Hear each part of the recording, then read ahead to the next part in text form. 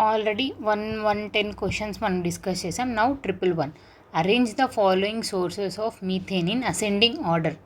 మనం చాలామంది just ascending ఆర్డరా descending ఆర్డరా అని చూడకుండా మన మైండ్ సైకలాజికల్గా బిల్డప్ అయిపోయి ఉంటుంది. Descending order, increasing order. కానీ ఇక్కడ అసెండింగ్ ఆర్డర్ అడిగారు. ఇందాక నేను కూడా కన్ఫ్యూజ్ అయిపోయి డిసెండింగ్ ఆర్డర్లో అరేంజ్ చేసేసాను. So please be careful, ascending order అడుగుతున్నారా డిసెండింగ్ ఆర్డర్ అడుగుతున్నారా అని.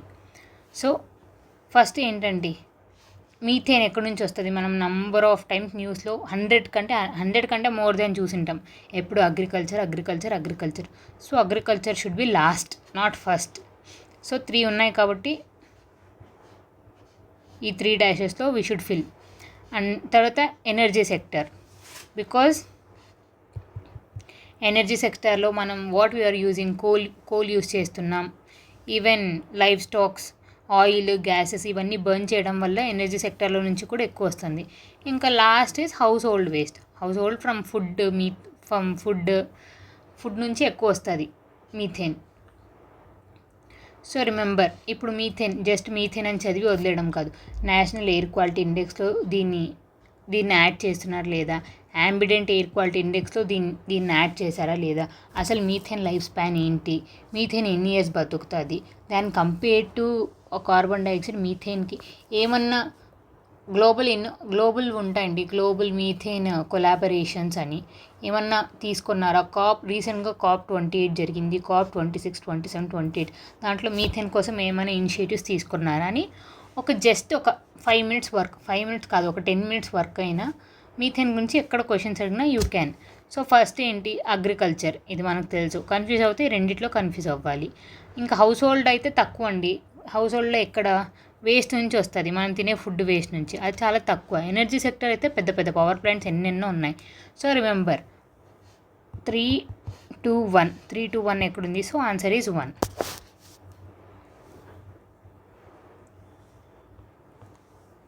Consider the following statement with regard to drinking water.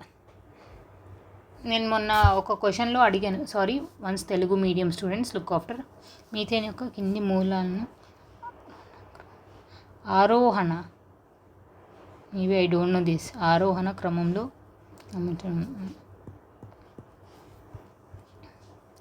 Drinking water. నేను మొన్న ఒక వీడియోలో చెప్పాను, రెయిన్ వాటర్ pH ఎంత ఉంటుంది? 5.6. యాసిడ్ బేస్ స్కేల్ ఒకటి ఉంటుందండి. 7 is neutral, 14 is and 0. 1 to 7, 7 to 14. Actually ఎక్కువ అయ్యే కొద్దీ బేస్, తక్కువ అయ్యే కొద్దీ యాసిడ్. మనం చెప్పానా మళ్ళీ సైకలాజికల్గా, ఎక్కువ అంటే యాసిడ్, తక్కువ అంటే బేస్ అని అనుకుంటున్నారు. No, don't think like that. So drinking water న్యూట్రల్లో ఉంటుందండి. If it is neutral, good. 7.5 ఉన్నా ఇట్స్ ఓకే, యాక్సెప్టబుల్. 6.5 ఉన్నా acceptable. So remember, drinking water should have a pH between 6.5 and 7.5. Greater than 7.5 ఉంటే ఇంకా చెత్త, ఇన్ ద సెన్స్ ఇక్కడున్న చెత్త అక్కడున్న చెత్త, some acid content, base content ఎక్కువైందని. Biochemical oxygen demand of safe drinking water must be 5 parts per million. Biological oxygen demand, మొన్న ఒక టాపిక్లో చెప్పాను. Biological oxygen demand, chemical oxygen demand, dissolved oxygen, ఈ టాపిక్స్ అన్నీ ఒకసారి డిస్కస్ చేసాం. ఆక్సిజన్ డిమాండ్ చేస్తున్నాయి, ఆడ క్వశ్చన్లోనే ఉంది biochemical oxygen demand. So oxygen they are demanding. ఎందుకు? లోపల చెత్త ఉంది, మాకు సరిపోవడం లేదు, ఆక్సిజన్ కొంచెం ఇవ్వండి, we'll convert that waste into useful అని. Must be 5 parts per million కాదు, 0 parts per million ఉంటే దాంట్లో చెత్త ఏమీ లేదు అని. So this is wrong. So only statement 1 is correct. So మీరు ఒకసారి చూడండి, బయోలాజికల్ ఆక్సిజన్ డిమాండ్ అంటే biochemical oxygen demand. So chemicals ఎక్కువ ఉన్నాయి, ఈ కెమికల్స్ని మేము కన్వర్ట్ చేయాలి as a good thing. So we need oxygen, this is what. So Telugu medium students, once look after this question.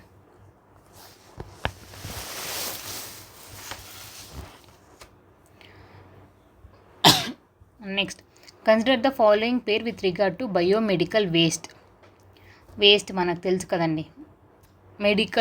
మెడికలే కాకుండా ఈవెన్ ఇప్పుడు కూడా మనం స్టార్ట్ చేసాం, కానీ చాలామంది ఫాలో అవ్వడం లేదు. డ్రై వేస్ట్, వెట్ వేస్ట్ అని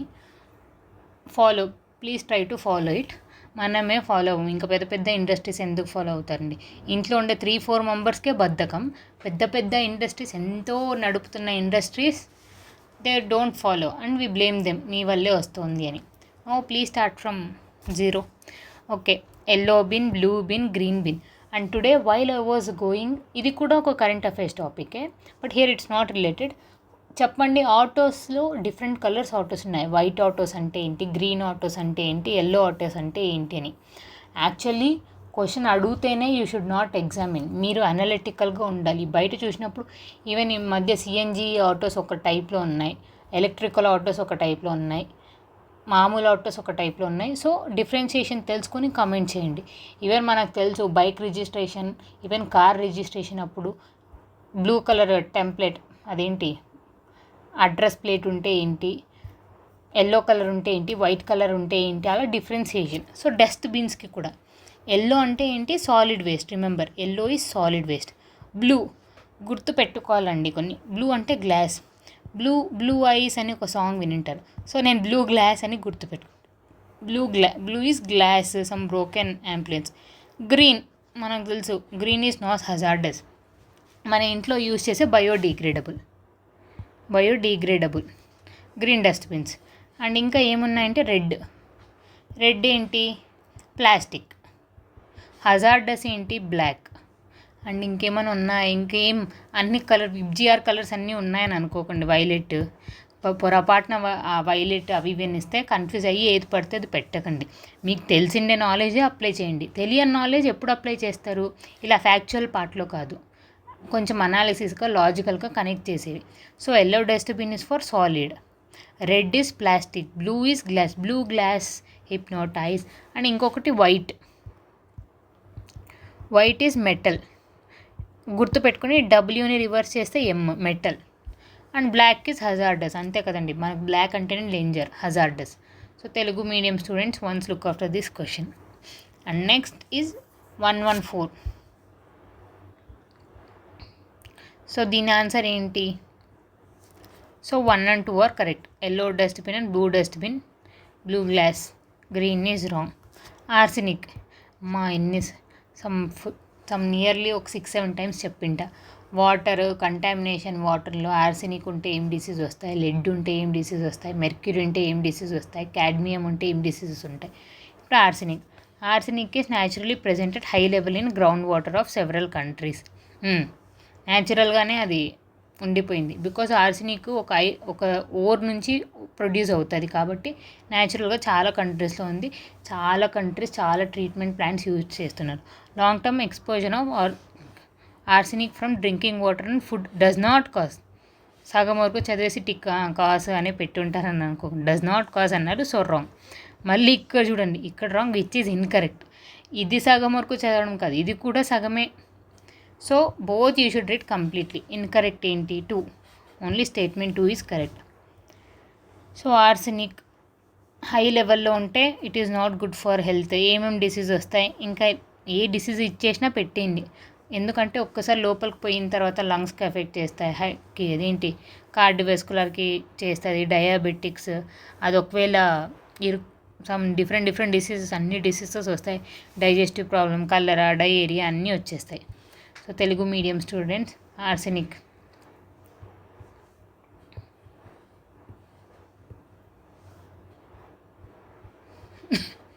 next, consider the following statement about thermal pollution. Thermal pollution అంటే తెలుసు కదండి, coal industries, coal power plants. ఈ కోల్ పవర్ ప్లాంట్స్లో ఆ కోల్ చాలా హీట్ అయ్యి ఉంటుంది.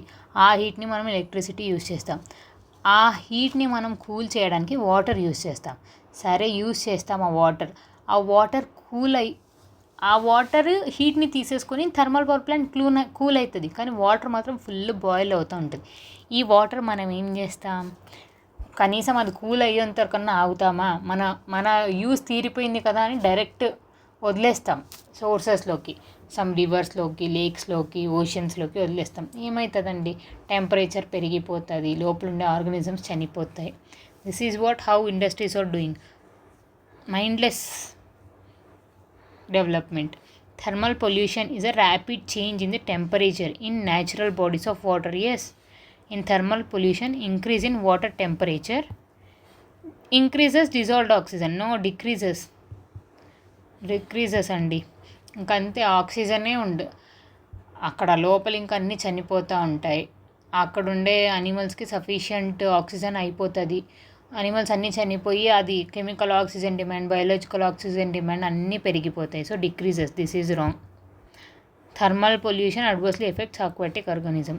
So 1 and 3 are correct. మళ్ళీ కరెక్ట్ అడిగారు, మళ్ళీ సగమే చదివేసి పెట్టేయడం కాదు. చూసారా how these people are doing thermal pollution అంటే మనం జస్ట్ ఫ్లై యాష్. ఆ థర్మల్ పొల్యూషన్ వల్ల ప్రతిదీ metals, arsenic, gas, fly ash వస్తుంది. Just electricity. మనం మాత్రం ఎలక్ట్రిసిటీ 24 గంటలు యూస్ చేస్తాం. We don't know how it is produced but we use electricity. So మనం ఏం చేయాలి, కూల్ చేయాలి వాటర్ని, అలాంటివి కొన్ని చూడాలి. చాలా అనిమల్స్ చనిపోయాయండి. రీసెంట్గా నేను ఒకసారి న్యూస్లో పేపర్లో చూశాను. ఆ డెడ్ బాడీస్ని చూస్తే animal dead bodies. Okay. 116 what is prescribed optimum noise level. Noise pollution ఇందాక మనం ఒక ప్రీవియస్ టాపిక్లో డిస్కస్ చేసాం. Noise pollution central pollution control board ఒక క్రైటీరియా రిలీజ్ చేసింది. సో ఫోర్ సెక్టర్స్గా సైలెంట్ జోన్ అంటే ఏంటి, ఇండస్ట్రియల్ జోన్ అంటే ఏంటి, కమర్షియల్ జోన్ అంటే ఏంటి, రెసిడెన్షియల్ జోన్ అంటే ఏంటి అని. ఆ రెసిడెన్షియల్ జోన్లో మనం డెసిబుల్స్ ద్వారా యూజ్ చేస్తాం. Unit to measure sound is decibels. So morning time ఎంత సౌండ్ ఉండాలి, నైట్ టైం ఎంత సౌండ్ ఉండాలి. ఫర్ ఎగ్జాంపుల్ మనం మార్నింగ్ టైము సాంగ్స్ విన్నామనుకో ప్లెజెంట్గా ఉంటుంది. అంటే కొంతమందికి నైట్ కూడా ప్లెజెంట్గా ఉంటుంది. మార్నింగ్ టైం కొంచెం స్పీకర్స్తో పెట్టినా పీపుల్ విల్ ఎంజాయ్. అదే నైట్ టైం పెడితే because it is a sleep cycle అని ఒకటి ఉంటుంది. 10 o'clock టు మేబీ కొంతమందికి 4 o'clock 5 o'clock అలా. సో స్లీప్ సైకిల్ అనేది డిస్టర్బ్ అవుతుంది. సో మార్నింగ్ ఉన్న డెసిబుల్స్కి నైట్ ఉన్న డెసిబుల్స్కి ఒక 10 to 5 decibels డిఫరెన్స్ ఉంటుంది. World health organisation. So morning 45 decibels, night 35 decibels, right. ఇది కొంచెం ఫ్యాక్చువల్, కానీ కొంచెం అనలిటికల్గా ఆలోచిస్తే యూ క్యాన్. అండ్ ఈ 4 stages ఇండియాలో ఉండే డెసిబుల్స్ ఏంటో చూడండి. మెయిన్గా రెసిడెన్షియల్ ఏరియాస్ సో చూస్తే యూ విల్ అండర్స్టాండ్ అసలు ఏంటి అని. సౌండ్ వితౌట్ నాయిస్ అంటే ఏంటి, sound without value are noise that is unwanted by recipient. దీనివల్ల ఏమొస్తుంది, హెడ్ఏక్ వస్తుంది, ప్రెషర్ వస్తుంది, నిద్ర రాదు. Actually this is what anything above, remember this, anything above 80 decibels is in night is hazardous. So గుర్తుపెట్టుకొని 80 చెవులు పగిలిపోతాయి. దానివల్ల ఫస్ట్ కొంచెమే మేబీ హియరింగ్ అది ఇదని, కానీ అది పర్మనెంట్ అయిందనుకో ఇంకా ఏమి వినపడినప్పుడు ఏం చేస్తాం. So greater than 80 decibels is hazardous. So Telugu medium students once look after this question.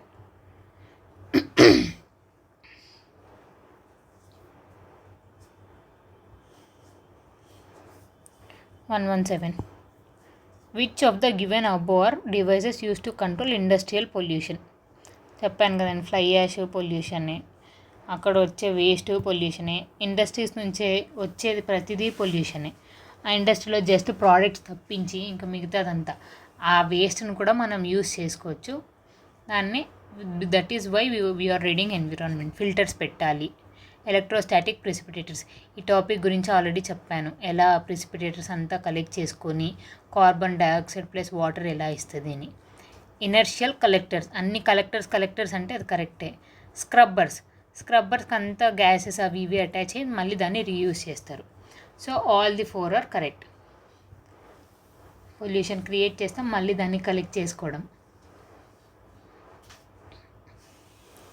118 consider the following statement. Microplastics, plastic పొల్యూషనే కాకుండా ఇప్పుడు మైక్రోప్లాస్టిక్లో కూడా 2 types ఆఫ్ ప్లాస్టిక్స్ ఉన్నాయని చెప్పిన. మైక్రో బీట్స్ అంటే ఏంటి, మైక్రో బీట్స్ అంటే మనం ప్రొడక్షన్లోనే చిన్నవి యూస్ చేస్తాం. ఫర్ ఎగ్జాంపుల్ కాస్మెటిక్స్లో, పెయింట్స్లో, సమ్ ప్రోడక్ట్స్లో కూడా చిన్న ప్లాస్టిక్ని వి డిజైన్ దెమ్. అండ్ మామూలు సెకండరీ మైక్రోప్లాస్టిక్ అంటే పెద్ద బ్రేక్ డౌన్ అవ్వడం వల్ల ప్రొడ్యూస్ అయ్యే microplastic. So remember microplastic 2 types. అసలు మైక్రోప్లాస్టిక్ అంటే ఏంటి, less than 5 mm. Less than 5 mm ఉండేదాన్ని మైక్రోప్లాస్టిక్ అంటారు.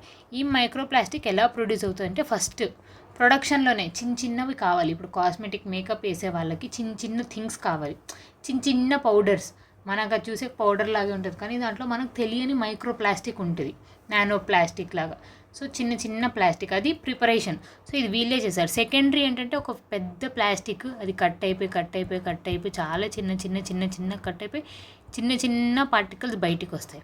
అది ఒక type of microplastic. Microplastic or small piece of plastic that are less than 60 mm in length that occurs in the environment as a consequence of plastic pollution. Yes, microplastic are present in cosmetics, synthetic clothing, మనకు తెలియని క్లాతింగ్లో ఉన్నాయి. మనమేమో wash అని వేసుకుంటాం, కానీ దాన్ని చాలా synthesis చేసి ఏవేవో చేసి ఉంటారు. So it's better to use khadi products. Plastic bags and bottles. Microplastics are biodegradable. Biodegradable అంటే ఎందుకు చదువుతాం, నాన్ బయోడిగ్రేడబుల్.